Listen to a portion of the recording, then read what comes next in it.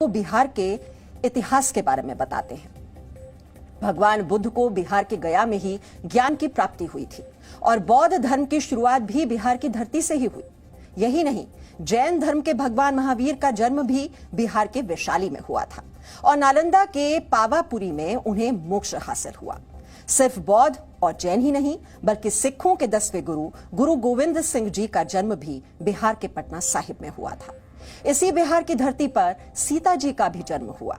बिहार के सीतामढ़ी में आज भी सीता जी का जन्म स्थान है, जहां एक भव्य मंदिर है। देश का सबसे पुराना हिंदू मंदिर मां मुंडेश्वरी भी बिहार के कैमूर में है। कहा जाता है कि इसी जगह पर मां दुर्गा ने शुंभ निशुंभ के सेनापति चंड और मुंड का वध किया था। दुनिया को शून्य देने वाले आर्यभट्ट का जन्म स्थान बिहार का पाटलिपुत्र यानी आज का पटना ही माना जाता है। बिहार को वाल्मीकि आश्रम के लिए भी जाना जाता है। कहते हैं कि रामायण के रचयिता महर्षि वाल्मीकि ने इसी आश्रम में अपना कुछ समय बिताया था। उनके नाम पर ही इस जगह का नाम भी वाल्मीकि नगर पड़ा था और आज ये बिहार के पश्चिमी चंपारण का हिस्सा है। आज योग के लिए भले ही हरिद्वार का नाम सबसे पहले आता है, लेकिन विश्व को पहली योग यूनिवर्सिटी देने का गौरव भी बिहार के पास ही है।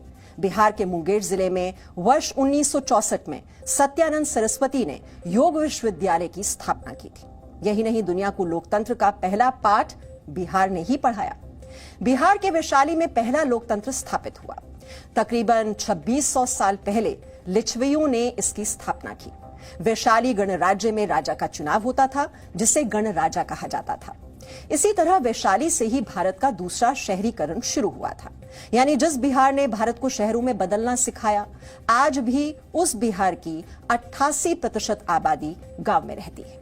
बिहार अर्थशास्त्र की रचना करने वाले चाणक्य की भूमि है। चाणक्य के शिष्य चंद्रगुप्त मौर्य ने मगध साम्राज्य की नींव डाली। चंद्रगुप्त मौर्य के पोते अशोक सम्राट ने भारत के अलग अलग साम्राज्यों को जोड़कर एक किया और अखंड भारत पर राज किया। और चाणक्य की वजह से ही पाटलिपुत्र से मगध साम्राज्य मजबूत हुआ।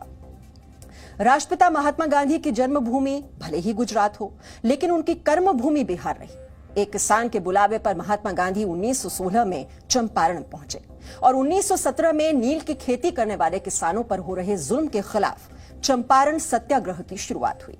इसी तरह जयप्रकाश नारायण का जन्म उत्तर प्रदेश के बलिया जिले में हुआ, लेकिन उनकी कर्मभूमि भी बिहार ही रही।